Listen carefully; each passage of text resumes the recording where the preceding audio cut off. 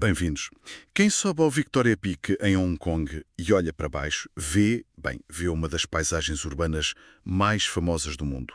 Os arranha-céus, o porto. É uma vista quase avassaladora. É verdade, mas a nossa análise de hoje propõe algo um bocadinho diferente. Em vez de olharmos para longe, vamos olhar para o chão que pisamos. Porque as pedras, os caminhos, até os nomes das ruas contam uma história que não aparece nos postais. Exatamente. Vamos tratar esta zona, o Peak, ou Taiping Shan, como é conhecido localmente, quase como um museu ao ar livre. As fontes que temos, compilam registros históricos e relatórios de obras públicas, revelam que cada trilho ou cada ruína é uma peça de exposição. Uhum. E o mais fascinante é que estas peças contam uma história de poder, de conflito e segregação, que contradiz diretamente o nome do local. Taiping Shan significa o Monte da Grande Paz. Uma paz que, como vamos ver, foi todo menos pacífica para muitos. Vamos então mergulhar em 5 dessas histórias escondidas. E a primeira leva-nos a um caminho que parece saído de um sonho. Sem dúvida. Estou a falar da Lugard Road. É um caminho pedestre que contorna o cume, é quase totalmente plano, o que, considerando a geografia do pique, parece um pequeno milagre da engenharia. As vistas são de cortar a respiração. Sim, Mas construí-la no início do século XX deve ter sido uma autêntica loucura. uma loucura e uma proeza. Olha, o projeto foi dos Royal Engineers, a elite militar britânica, e foi descrito na altura como, e estou a citar, a maior obra do homem na conquista da natureza. Uau! E há um troço em particular que justifica este exagero. Para vencer um penhasco vertical, eles construíram algo único em Hong Kong. Um passadiço suspenso com quase meio quilómetro. Um passadiço suspenso. Como assim? Uma estrada em estacas? É literalmente isso. Tiveram de construir 87 pilares de betão armado, que era um material quase de ficção científica para a época, que se agarram à face do penhasco para suster o caminho. Incrível. Se alguém estiver a percorrer a Lugard Road, o que tem de fazer é parar e espreitar pela beira. Vão ver esta estrutura incrível que impede o caminho de cair no vazio. Mas espera aí, quem é que fez o trabalho braçal? Quem construiu estes 87 pilares num penhasco? Imagino que não tenham sido os engenheiros de elite britânicos. E aí chegamos ao cerne da questão. A mão de obra era inteiramente chinesa.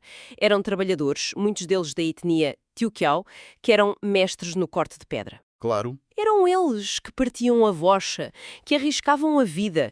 E isto acontece ao mesmo tempo que estava em vigor a Peak Reservation Ordinance de 1904. Espera lá, essa é a lei que proibia os chineses de viver no pique, certo? A desculpa eram razões de saúde e higiene. Precisamente. Então temos esta hipocrisia, que é gritante. A população chinesa era considerada insalubre para residir neste enclave de elite, mas era absolutamente indispensável para o construir. É inacreditável. Arriscavam a vida para criar um paraíso onde não lhes era permitido viver. Portanto, o verdadeiro tesouro, quando se caminha por lá, não é só a vista espetacular. É olhar para baixo, ver aqueles pilares e perceber que são um monumento silencioso a estes trabalhadores anónimos. É o paradoxo central do colonialismo, em poucas palavras. A mão de obra era essencial. A presença das pessoas indesejada. Esse passadiço é a prova física disso. Falando em símbolos do poder colonial, acho que não há nenhum maior do que a residência do próprio governador. E existia uma vivenda de verão, mesmo no Peak. Hoje, no seu lugar, está o Peak Garden, um parque público muito agradável. Exato. A vivenda foi construída por volta de 1902, num estilo de pavilhão de caça escocês. Mas, na verdade, nunca foi muito usada. Era cara, de difícil acesso, Uhum. acabou por ser danificada na guerra e foi demolida em 1946. O símbolo máximo do poder colonial literalmente desapareceu. Mas o fascinante é que algo sobreviveu e não foi a casa. Não. O que sobreviveu, e hoje é um monumento classificado, é o pequeno posto da guarda, que ficava à entrada da antiga propriedade. E o simbolismo disto é fortíssimo. Mas não será normal que um posto da guarda, feito de pedra maciça, sobreviva mais tempo que uma casa que talvez tivesse mais madeira? Ou há mesmo aqui algo mais profundo? É uma boa pergunta, mas o significado transcende a durabilidade dos materiais. Repara, a casa, o centro do poder, revelou-se efêmera, mas a estrutura de controle e vigilância, o posto da guarda, essa permaneceu. É uma metáfora, então. É uma metáfora perfeita de como os mecanismos de segregação, como a tal Peak Reservation Ordinance, podem sobreviver aos próprios governantes.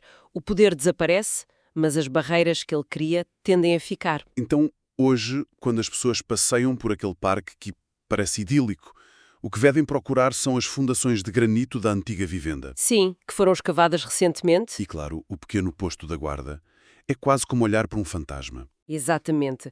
Permite-nos questionar que memórias é que são preservadas e quais são, convenientemente, apagadas, quando transformamos um espaço de exclusão num parque público para todos. E essa fragilidade do poder colonial de que falavas, acho que não há melhor exemplo do que as ruínas de guerra que encontramos ali perto, num lugar chamado Bateria de Pinewood. Sem dúvida. A bateria de Pinewood era a bateria de artilharia costeira mais alta de todo o território, a mais de 300 metros de altitude. 300 metros? Uau! Foi construída no início dos anos 1900 e tinha uma vista soberba sobre o mar ao oeste, o que a tornava, em teoria, um ponto de defesa formidável. Em teoria, o que é que correu mal? A tecnologia evoluiu.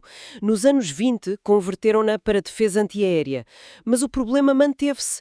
A sua maior vantagem, a altitude, tornou-se na sua ruína. Como assim? Dava-lhe uma linha de visão fantástica, mas também a transformava num alvo óbvio e impossível de falhar para os bombardeiros. Então, na Batalha de Hong Kong, em 1941, Foi uma das primeiras vítimas. As forças japonesas bombardearam-na intensamente logo no início do conflito. Ficou tão danificada que os britânicos tiveram de a abandonar quase de imediato. A fortaleza inexpugnável, no topo da colina, foi neutralizada em poucas horas. que história trágica. Para quem visita hoje, as ruínas ainda lá estão? Estão, e notavelmente bem preservadas, os poços dos canhões, o posto de comando, os abrigos, está tudo lá a ser consumido pela vegetação. E a sugestão das nossas fontes é genial. Uma rota anticlássica.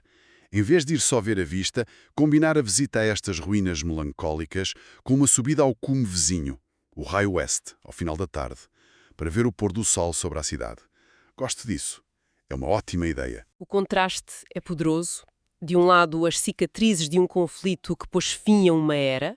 Do outro, a visão da metrópole moderna, vibrante e em paz. É um momento de reflexão sobre o preço dessa paz e a resiliência da cidade. Vamos agora a um pequeno mistério. Há uma estrada na zona chamada Magazine Gap.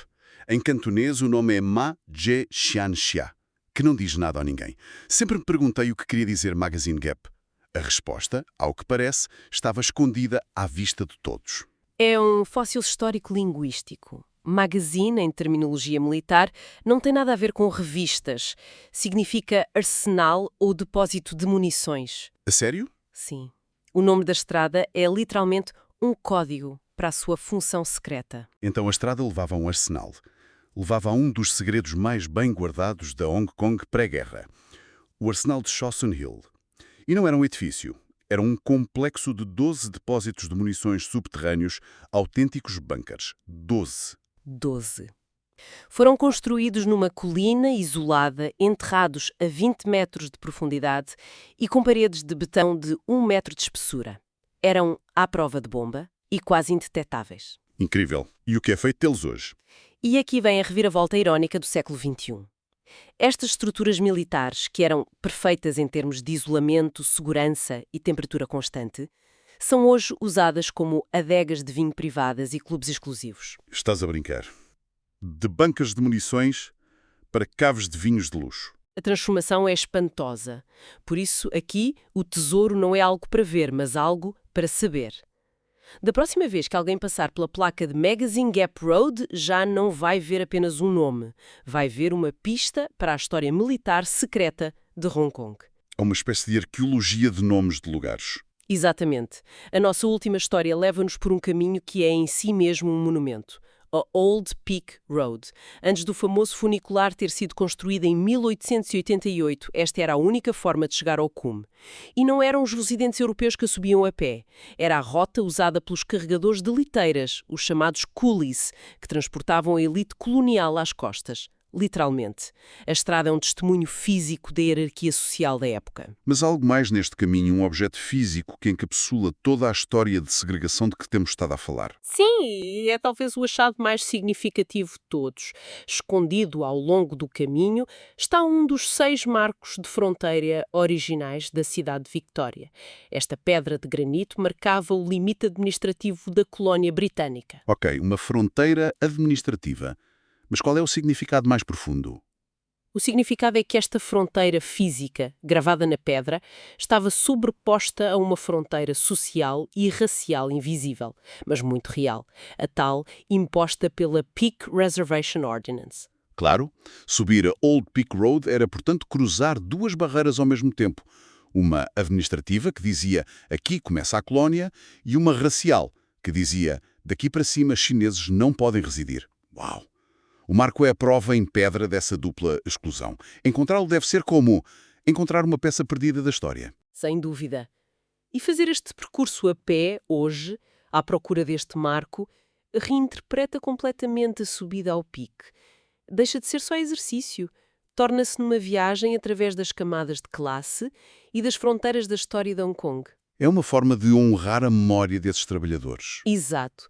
Dos milhares de trabalhadores anónimos que carregaram uma elite nas costas para cima e para baixo desta mesma estrada. Então, revendo o que descobrimos, a genialidade e a injustiça da Lugard Road, o poder que desaparece e o controle que fica na vivenda do governador, a fortaleza que se tornou um alvo na bateria de Pinewood, o código secreto de Magazine Gap e as barreiras de pedra e de preconceito na Old Peak Road. A conclusão é que por baixo da superfície de um dos locais mais fotografados do mundo existe uma teia de narrativas muito mais sombrias e complexas do que imaginávamos.